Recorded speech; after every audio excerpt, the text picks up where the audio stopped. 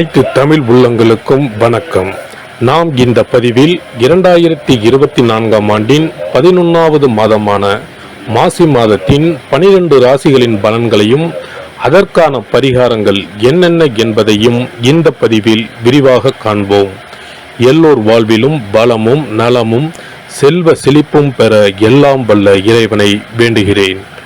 வாழ்க வளமுடன்.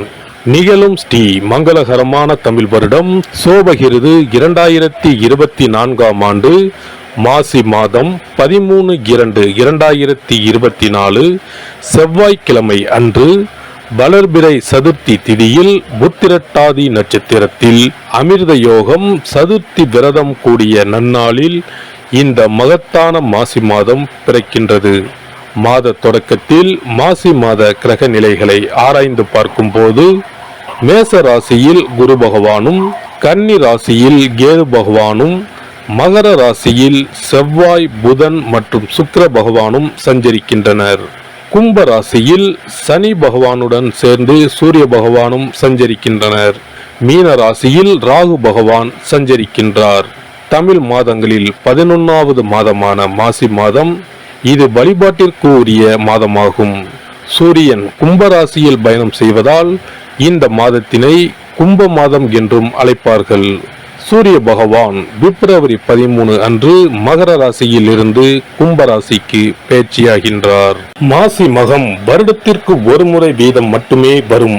அதாவது மாசி தமிழ் மாதத்தில் மகம் நட்சத்திரத்தில் எப்போது பௌர்ணமி வருகிறதோ அன்றைய தினம் மாசி மகம் ஆகும். 12 வருடங்களுக்கு ஒரு முறை வருகின்றதை மகா மாசி மகம் தினம் என்று அழைக்கிறோம். இது கும்பகோணம் கும்பேஸ்வரர் கோவிலில் வெகு விமர்சையாக நடைபெறும். அதேபோல் திருக்கோஷ்டியூர் பெருமாள் கோவிலிலும் இந்த திருவிழாக்கள் வருடத்தில் ஒரு முறை வருகிற மாசி மகத்தில் நடைபெறும். இந்த நாள் எதற்காக நாம் கொண்டாடுகிறோம் என்றால், நமது பாவங்களை போக்கவும், பித்ருக்களை வேண்டுவதற்கும், தோஷங்களை போக்கவும் மற்றும் மகப்பேறு கிடைக்கவும் நாம் கொண்டாடுகின்றோம். அனைத்து வருடங்களிலும் ஒரே மாதிரி தேதிகள் வராது. வருடா வருடம் தேதிகள் மாறும். கங்கை, காவிரி போன்ற நதிக்கரைகளில் புனித நீராடி நாம் முன்பின் செய்த பாவங்களை போக்கலாம். அதே சமயத்தில் புனித ஸ்தலங்களுக்கு இந்த நாளில் நாம் செல்வதன் மூலம் இறைவன் அருள் பெறலாம். இந்த நாளில் நாம் அருள்மிகு சிவபெருமான், முருகப்பெருமான், அம்பிகை மற்றும் பித்ருக்களை வணங்கி அருள் பெறலாம். நதிக்கரைகள், கடல்கள், குளங்களுக்கு செல்ல முடியாதவர்கள் உங்கள் வீட்டில் உள்ள தண்ணீரை புனித நீரென நினைத்து கொண்டு நீராடலாம்.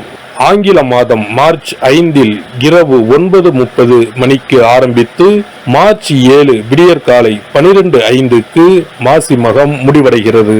துலாம் ராசி அன்பர்களுக்கு சித்திரை 3, 4ஆம் பாதம், சுவாதி, விசாகம் 1, 2, 3ஆம் பாதம் நட்சத்திரங்களில் பிறந்தவர்களுக்கு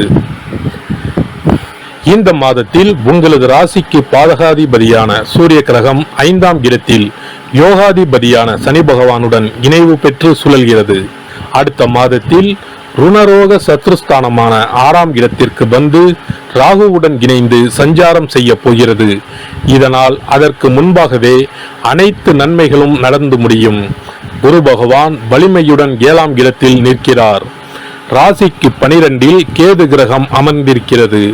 செவ்வாய் கிரகத்தின் வலிமையான சுழற்சியால் கெடுபிடியும் அனாவசிய மன இறுக்கமும் ஏற்பட்டாலும் பாதகமில்லாமல் தான் நகரும். எதிர்பாராத பண வரவுகளுக்கு பஞ்சமில்லாத மாதம் இது. மாதம் துவங்குவதற்கு முன்பே எதிர்கால உயர்வுக்கான சாதக செய்தி ஒன்றும் இனிமையுடன் வந்திருக்கும். இனிமேல் எந்த விஷயத்திற்காகவும் இடையூறு, பாதகம் பெரிதாக ஏற்படாது. குடும்ப விஷயங்களிலும் நன்மை தொடரும். எதிர்ப்பு, போட்டி, எதிரி விஷயங்கள் கட்டுக்குள்ளேயே இருக்கும்.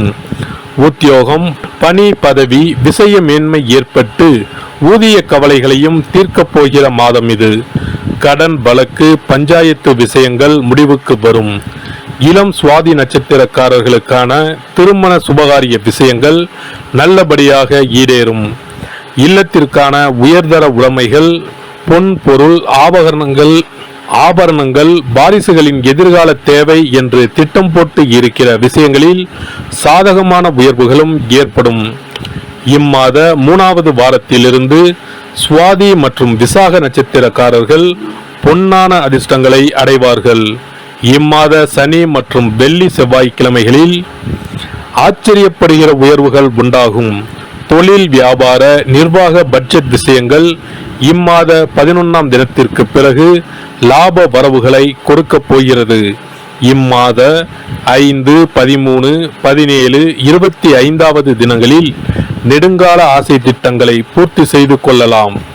மிகப்பெரிய சந்தோஷங்களை கொடுக்கப் போகிறது. உயர்கல்விக்கான ஒத்துழைப்புகள் குடும்பத்தார் மூலம் உண்டாகும். எல்லாவித முயற்சிகளுக்கும் லாபம் கிடைக்கும். சொந்த தொழிலில் ஈடுபட போகிறீர்கள். பெரிய பதவி, பொறுப்பு வாய்க்கப் போகிறது. வியாபாரிகளுக்கு சென்ற சுமார் 1 வருடத்திற்கு மேலாகவே பின்னடைவையே கண்டு வந்த இத்துறையினருக்கு உலகளாவிய சந்தை நிலவரம் மிகவும் அனுகூலமாக மாறி வருகிறது. இந்த மாதம் நம்பிக்கை ஊட்டும் மாதமாகும். மேலை நாடுகளில் உலக பிரசித்தி பெற்ற உற்பத்தியாளர்களுக்கு சமமாக தரத்தில் உயர்ந்து வரும் இந்திய பொருட்களுக்கு உலக சந்தையில் நல்ல வரவேற்பு இருக்க உள்ளதை இப்போதே கிரக நிலைகள் எடுத்து காட்டுகின்றன. இது உங்களுக்கு ஒரு அரிய சந்தர்ப்பம், பயன்படுத்திக் கொள்ளுங்கள்.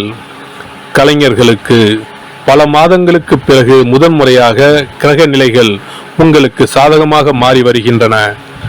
அரசியல் துறையினருக்கு புதிய வாய்ப்புகள் தேடி வரும். வருமானம் உயரும். ஆடம்பர வசதிகள் மீண்டும் கிட்டும். வரவேண்டிய பாக்கிகளில் ஓர் பங்கு கிடைத்துவிடும். மக்களிடையே மறுபடியும் புகழ் ஓங்கும். அரசியல் தொடர்புகள் ஆதாயம் தரும். மாணவர்களுக்கு சென்ற மாதம் ஏற்பட்ட நன்மைகளை இம்மாதம் எதிர்பார்க்க இயலாது. புத்தகத்தை எடுத்தாலே உறக்கம் வரும். சோர்வு அதிகரிக்கும். சேர்ந்தாற்போல சில மணி நேரம் கூட படிக்க இயலாமல் இடையூறுகள் ஏற்படும்.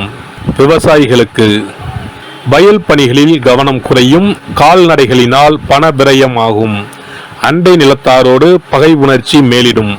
மருத்துவ செலவுகள் ஏற்பட்டாலும் சமாளித்து விடுவீர்கள். பரிகாரம்: இம்மாத பிரதி சனிக்கிழமை ராகு கால வேளையில் ஸ்ரீ கால பைரவருக்கு உங்களது வயது எண்ணிக்கையில் மிளகு முடிச்சு தீபம் ஏற்றி வழிபடவும். தொடர்ந்து நவக்கிரக சனீஸ்வரரையும் வழிபடவும். சிறப்பு பரிகாரங்கள்: வருமானத்தை பெருக்குவதற்கு வருமானம் வந்ததும் அல்லது சம்பளம் வாங்கியதும் அந்த தொகையில் 1% தொகையை தனியாக எடுத்து வைத்து விடுங்கள். அந்த பணத்தில் பாலால் செய்த இனிப்பு வகைகள் வாயில் போட்டாலே தித்திப்புடன் எளிதில் கரைந்து வாயிற்குள் போய்விடக்கூடிய இனிப்பு வகைகளை வாங்கி ஆதரவற்றோர், சாலையோர பணியாளர்கள், தூய்மை பணி செய்வோர், ஆதரவற்ற நிலையில் வறுமையில் வாடும் குழந்தைகள் மற்றும் தொழிலாளர்களுக்கு கொடுங்கள். மகிழ்ச்சியுடன் உங்கள் கைகளால் இனிப்புகளை கொடுங்கள். இப்படி செய்வதால் சனி சுக்கிர யோகம் உண்டாகும். இதனால் வருமானம் பெருகுவதுடன் கையில் பணம் சேர்ந்து கொண்டே இருக்கும். வருமானத்திற்கு தடையோ பஞ்சமோ வராது. ஏதாவது ஒரு வகையில் பணம் வந்து கொண்டே இருக்கும். இது தவிர மாத சம்பளம் வாங்கியதும் அல்லது கைக்கு வருமானம் வரும்போது ஒவ்வொரு மாதமும் முதல் செலவாக வீட்டிற்கு கல்லுப்பு, ஊறுகாய் போன்றவற்றை வாங்கி வைக்கவும். கல்லுப்பு, ஊறுகாய் போன்றவை மகாலட்சுமிக்கு மிகவும் விருப்பமான ஒன்று. இந்த பொருட்கள் வீட்டில் இருந்தால் மகாலட்சுமியின் அருள் வீட்டில் இருந்து கொண்டே இருக்கும். எந்த காரணத்திற்காகவும் இந்த பொருட்களை தானமாகவோ கடனாகவோ கொடுக்க கூடாது.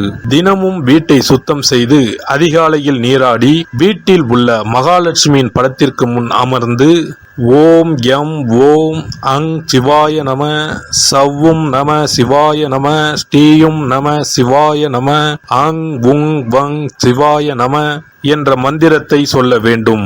இந்த மந்திரத்தை தினமும் சொல்லி வந்தால் பணம் வீணாக விரயமாகாமல் பணம் சேர்ந்து கொண்டே இருக்கும். வாழ்க வளமுடன். இந்த வீடியோ உங்களுக்கு பிடிச்சிருந்தா லைக் பண்ணுங்க, ஷேர் பண்ணுங்க அண்ட் சப்ஸ்கிரைப் பண்ணுங்க. பக்கத்துல இருக்க பெல் ஐகானை கிளிக் பண்ணுங்க. நன்றி, வணக்கம், வாழ்க வளமுடன்.